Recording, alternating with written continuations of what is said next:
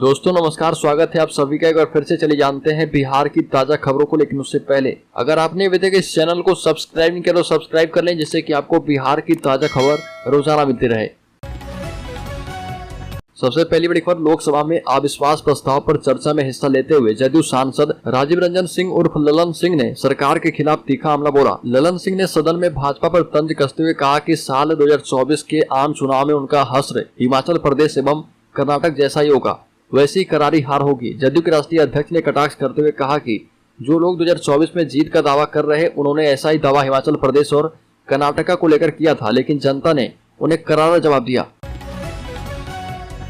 लोकसभा विधानसभा चुनाव को लेकर भाजपा के सम्राट चौधरी ने बना दी है टीम। करीब सभी जातियों को प्रतिनिधित्व दिया गया है। बिहार भाजपा के प्रदेश अध्यक्ष सम्राट चौधरी ने प्रदेश पदाधिकारियों की घोषणा कर दी है। तय है कि इस टीम के नेतृत्व में भाजपा बिहार में 2024 में लोकसभा और 2025 में विधानसभा चुनाव लड़ेगी।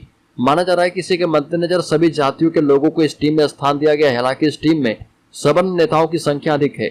सूची में एक भी अल्पसंख्यक का नाम नहीं है। नई टीम में 5 महामंत्री, 12 उपाध्यक्ष और 12 मंत्री बने हैं। एक मुख्यालय प्रभारी, 2 सह प्रभारी, 1 कोषाध्यक्ष के अलावा 2 सह कोषाध्यक्ष भी बनाए गए हैं। नई टीम में कुल 38 नेताओं को जगह दी गई है। प्रदेश कमेटी में सामाजिक समीकरण का ख्याल रखा गया है। बड़ी खबर, गठबंधन सरकार के 1 साल पूरा होने पर बीजेपी प्रभारी का सीएम नीतीश कुमार पर हमला। कहा कि कुशासन के पथ पर अग्रसर है बिहार। भाजपा के राष्ट्रीय महामंत्री और बिहार प्रभारी विनोद तावड़े ने बयान जारी करते हुए महागठबंधन सरकार के 1 साल पूरा होने पर मुख्यमंत्री नीतीश कुमार पर जमकर हमला बोला। भाजपा नेता ने कहा कि पिछले साल आज ही के दिन यानी 9 अगस्त 2022 को बिहार के जनादेश से छल करते हुए नीतीश कुमार ने गुंडा राज से हाथ मिला लिया था। इस सरकार में बिहार कुशासन के पथ पर अग्रसर हो गया है। 2020 के चुनाव में भाजपा ने गठबंधन में बड़ी पार्टी होते हुए भी अपने किए वादे को निभाया। भाजपा ने तीसरे बड़े दल के रूप में उभरे जदयू के नेता नीतीश कुमार को बिहार के मुख्यमंत्री के रूप में शपथ दिलवाई थी। बड़ी खबर, फिर से बिहार आएंगे बाबा बागेश्वर धाम के आचार्य धीरेन्द्र कृष्ण शास्त्री। बाबा बागेश्वर और बागेश्वर सरकार के नाम से प्रसिद्ध हो चुके आचार्य धीरेन्द्र कृष्ण शास्त्री फिर से बिहार में अपना कार्यक्रम करेंगे। बागेश्वर सरकार की हनुमंत कथा शीघ्र ही आरा में होने की बात कही गई है। मिली जानकारी के मुताबिक इस संबंध में बागेश्वर बिहार फाउंडेशन ने पंडित धीरेन्द्र कृष्ण शास्त्री से मुलाकात की है और फिर से बिहार आने का आश्वासन देते हुए जल्द ही कार्यक्रम की तारीख बताने की घोषणा करने की बात कही। जानकारी के मुताबिक आचार्य धीरेन्द्र शास्त्री की हनुमंत कथा आरा के उद्वंत नगर में होगी। आयोजन समिति के प्रमुख विराज बिट्टू ने कहा कि आयोजन की तैयारी शुरू कर दी गई है। बल्कि पूरे बिहार में शुरू होगा बीजेपी का धिक्कार यात्रा। अगले साल अप्रैल के महीने में लोकसभा का चुनाव होना है। इसको लेकर देश समेत राज्य की तमाम राजनीतिक पार्टियां अपने स्तर से तैयारी में जुट गई है। देश की तमाम राजनीतिक पार्टी के द्वारा लगातार यात्रा निकालकर अपनी उपलब्धियां और विपक्षी दलों की कमियों को बताया जा रहा। इसी करीब में अब भारतीय जनता पार्टी पूरे बिहार में धिक्कार यात्रा निकालने जा रही है। दरअसल बिहार प्रदेश अध्यक्ष सम्राट चौधरी ने ऐलान किया कि भाजपा नीतीश सरकार के खिलाफ पूरे राज्य में धिक्कार यात्रा मार्च निकालने का काम करेगी। भाजपा पूरे प्रदेश में नीतीश कुमार के खिलाफ आंदोलन करेगी। बड़ी खबर, प्रशांत किशोर का बड़ा बयान। कहा कि बिहार में अवैध शराब के कारोबार में लड़कियां भी शामिल है। चुनावी रणनीतिकार जनसुराज यात्रा प्रशांत किशोर एक बार फिर से अपने बयानों को लेकर चर्चा में है। बिहार की सियासत गरमाई है। इस बीच प्रशांत किशोर लगातार बिहार के मुख्यमंत्री नीतीश कुमार पर हमला बोल रहे। मामला चाहे कोई भी हो, पीके बिहार के मुख्यमंत्री को जरूर आड़े हाथों लेते हैं। ऐसे में बिहार में शराबबंदी कानून को लेकर चुनावी रणनीतिकार ने बड़ा बयान दिया है। प्रशांत किशोर ने कहा कि शराबबंदी के बावजूद राज्य में शराब का अवैध कारोबार जारी है। साथ ही प्रशांत किशोर ने बड़ा खुलासा करते हुए कहा कि अवैध शराब के कारोबार में युवा लड़कों के साथ ही लड़कियां भी लगी है। शराबबंदी से हर साल राज्य को करोड़ों रुपए का नुकसान उठाना पड़ता है। बिहार पर भारी विश्वासघात का 1 साल, लालू राज की वापसी से नहीं आया बड़ा निवेशक। बिहार के पूर्व उप मुख्यमंत्री एवं राज्यसभा सदस्य सुशील कुमार मोदी ने कहा कि अगर फिर से नीतीश सरकार पर जमकर जुबानी हमला बोलते हुए पीसी करते हुए कहा कि 9 अगस्त को जब देश अगस्त क्रांति की वर्षगांठ मना रहा तब बिहार जनादेश से विश्वासघात की पहली वर्षी मना रहा। इसके साथ ही याद आ रहा कि नीतीश कुमार के लालू प्रसाद से हाथ मिलाने पर विकास कितना ठप हुआ है, कैसे हत्या, बलात्कार, बैंक लूट की घटनाओं में तेजी लाकर कानून व्यवस्था की चौपट की गई। सुशील मोदी ने कहा कि जो लोग कैबिनेट की पहली बैठक में 10 लाख लोगों को सरकारी नौकरी देने का वादा कर रहे थे, उन्होंने कैबिनेट की 100 से ज्यादा बैठकों के बाद 100 लोगों को भी नौकरी नहीं दी है। बड़ी जातीय जनगणना पर नीतीश कुमार के मंत्री ने उठाया सवाल। बिहार सरकार के मंत्री आरजेडी विधायक चंद्रशेखर ने बिहार सरकार के द्वारा कराए जा रहे जातीय जनगणना पर सवाल उठा दिए हैं। शिक्षा मंत्री चंद्रशेखर यादव ने कहा कि जाति व्यवस्था से समाज टूटता है।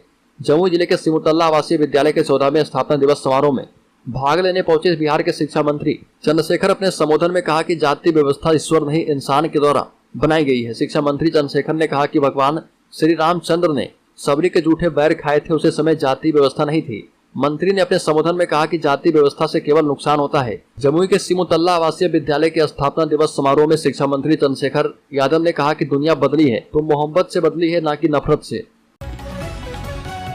बढ़कर पटना में हजारों आशा कार्यकर्ताओं ने किया प्रोटेस्ट। 9 मांगों को लेकर उतरी है सड़कों पर। राजधानी पटना के गर्दनी बाग में 9 सूत्री मांग को लेकर हजारों की संख्या में आंदोलन कर रहे आशा कार्यकर्ता एवं फैसिलिटेटर सड़कों पर उतरी है। इस दौरान धरना स्थल पर हजारों की संख्या में पहुंची आशा कर्मियों ने आशा संयुक्त संघर्ष मोर्चा के बैनर तले अपनी मांगों को लेकर जमकर नारेबाजी की।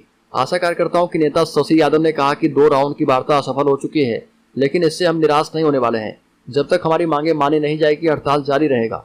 साथ ही कहा कि ताजुब वाली बात है कि बिहार की महागठबंधन सरकार आशा कर्मियों को न्यूनतम मानदेय भी नहीं देना चाहती है, जबकि वह गठबंधन के घोषणा पत्र में शामिल था। शशि यादव ने कहा कि आशा कार्यकर्ताओं को सरकार ने न्यूनतम रिटायरमेंट बेनिफिट देने से मना कर दिया है, जबकि कई राज्यों में सम्मानजनक मासिक मानदेय के साथ 1 लाख रुपए का रिटायरमेंट पैकेज और पेंशन भी दिया जाता है। बड़ी खबर लोकसभा चुनाव को लेकर एक बार फिर से सवर्ण और ओबीसी समाज पर बीजेपी दिखा रही भरोसा। अगले साल अप्रैल के महीने में लोकसभा चुनाव करवाया जा सकता है। इस चुनाव को लेकर देश और राज्य की तमाम राजनीतिक पार्टियां अपनी अपनी रणनीति बनाने में जुटी है। वहीं बिहार में 40 सीटों पर लोकसभा का चुनाव होना है और इसको लेकर बिहार से जुड़ी तमाम राजनीतिक पार्टियां जमीनी स्तर से खुद को मजबूत करने में जुटी है। यही वजह है कि राजनीतिक पार्टी अपने प्रदेश पदाधिकारी की नई लिस्ट जारी कर रही है।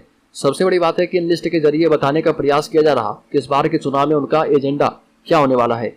इसके साथ ही इस बार के चुनाव में किस बिरादरी को अधिक तरजीह मिलने वाली है।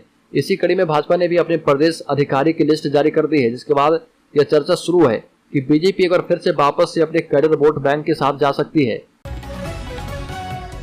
नक्सली संगठन भाकपा माओवादी के पोलित ब्यूरो सदस्य प्रमोद मिश्रा समेत 2 नक्सली गिरफ्तार। भाकपा माओवादी के पोलित ब्यूरो सदस्य प्रमोद मिश्रा समेत 2 नक्सलियों को पुलिस ने गिरफ्तार किया है। बिहार के गया जिले की पुलिस ने दोनों नक्सलियों की गिरफ्तारी की है। गिरफ्तार नक्सली प्रमोद मिश्रा और अनिल यादव से पुलिस पूछताछ कर रही है। हालांकि इसकी अभी आधिकारिक तौर पर पुष्टि नहीं हुई। गौरतलब है कि प्रमोद मिश्रा और अनिल यादव माओवादी संगठन के लिए काम करते हैं और एक बड़ा नाम है। बरसों तक वो जेल में रहे और यहां से छूटने के बाद अचानक गायब हो गए। पूर्व केंद्रीय मंत्री एवं भाजपा के राष्ट्रीय प्रवक्ता सैयद शाहनवाज हुसैन दिल्ली से पटना पहुंचे। पटना एयरपोर्ट पर पत्रकारों से बात की शाहनवाज हुसैन ने राहुल गांधी पर तंज कसते हुए कहा कि राज्य जिस सदन में जिस तरह का व्यवहार राहुल गांधी ने किया है दुर्भाग्यपूर्ण है। इस तरह की भाषा प्रधानमंत्री की तुलना रावण से करना, पीएम पर आक्षेप लगाना ये कहीं से उचित नहीं है। शाहनवाज हुसैन ने कहा कि राहुल गांधी ऐसी भाषा का प्रयोग करेंगे, किसी को ऐसी उम्मीद नहीं थी। इसका जवाब देश की जनता उन्हें जरूर देगी। वहीं बिहार में सम्राट चौधरी की नई टीम में किसी मुस्लिम को जगह नहीं देने के सवाल पर शाहनवाज हुसैन ने कहा कि हम लोग हिंदू मुस्लिम नहीं देखते, कहीं संविधान में लिखा हुआ है कि धर्म के नाम पर टीम बनती है। बड़ीकर पटना में बागेश्वर धाम के धीरेन्द्र शास्त्री के बाद फंडोकर धाम के पीठाधीश गुरु शरण महाराज का दिव्य दरबार लगा। पटना के ज्ञान भवन में दिव्य दरबार सजा है। इस दौरान उन्होंने अपनी पर्ची को लेकर दावा किया कि उनके पर्चे का कोई गलत साबित नहीं कर सकता। फंडोकर सरकार ने कहा कि उनके जैसा पर्चा कोई नहीं निकाल सकता। दिव्य दरबार में उन्होंने कहा कि उनकी तुलना किसी से नहीं है। फंडोकर धाम में ना कोई बड़ा है और ना ही छोटा है, सब बराबर है। बढ़कर बिहार कांग्रेस ने राहुल गांधी को बताया पीएम मटेरियल। लोकसभा चुनाव से पहले विपक्षी पार्टियों ने अपने नए गठबंधन का नामकरण इंडिया तो कर दिया है, लेकिन चुनाव में पीएम उम्मीदवार के लिए चेहरे का नाम घोषित नहीं किया है। हालांकि कांग्रेस राहुल गांधी को अपना पीएम मटेरियल बता रही है। राहुल की संसद सदस्यता बहाल होने और लोकसभा में अविश्वास प्रस्ताव पर उनके भाषण के बाद कांग्रेस पार्टी काफी उत्साहित है। बिहार कांग्रेस के नेताओं ने कहा कि राहुल गांधी पीएम मटेरियल हैं। कांग्रेस का एक एक नेता और कार्यकर्ता चाहता है कि राहुल गांधी देश के प्रधानमंत्री बने। कांग्रेस विधायक दल के नेता डॉक्टर शकील अहमद खान कहते हैं कि कांग्रेस पार्टी की इच्छा है कि राहुल गांधी शीर्ष नेतृत्व पर हों। 2024 में भारतीय जनता पार्टी को सत्ता से उतार फेंकना है।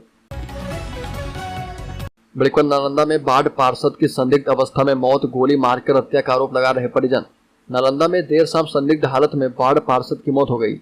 मामला निर्माणाधीन बख्तियारपुर रजौली फोरलेन के भागन बिघा ओपी अंतर्गत 17 नंबर के समीप की है। मृतक की पहचान हरनौत थाना क्षेत्र अंतर्गत नियामतपुर गांव निवासी स्वर्गीय सुरागसम पासवान के 32 वर्षीय पुत्र रोशन पासवान के रूप में हुई है। इलाज के दौरान युवक के शरीर से 3 गोली लगी है। रोशन पासवान के परिजन गोली मारकर हत्या का आरोप लगा रहे परिजन परशुराम पासवान ने बताया कि उन्हें सूचना मिली कि रोशन अस्पताल में भर्ती है और गंभीर रूप से जख्मी है। मणिपुर समस्तीपुर में गंगा नदी के जलस्तर में वृद्धि। समस्तीपुर जिले के पटोरी अनुमंडल क्षेत्र से गुजरने वाली गंगा नदी के जलस्तर में लगातार वृद्धि हो रही है। बताते चले कि पिछले 24 घंटे के अंदर गंगा नदी के जलस्तर में 30 सेंटीमीटर की वृद्धि हुई है। पिछले 12 घंटे की बात करें तो पिछले 12 घंटे के अंदर गंगा के जलस्तर में 15 सेंटीमीटर की वृद्धि हुई है। गंगा के जलस्तर में लगातार हो रही वृद्धि की वजह से अधिकारी भी अब अलर्ट मोड में आ गए हैं। लगातार संभावित बाढ़ प्रभावित क्षेत्र के जनप्रतिनिधियों के साथ अधिकारी बैठक कर रहे हैं। गंगा नदी के जलस्तर में वृद्धि की वजह से पटोरी प्रखंड क्षेत्र से गुजरने वाली बाया नदी के जलस्तर में वृद्धि हो गई है।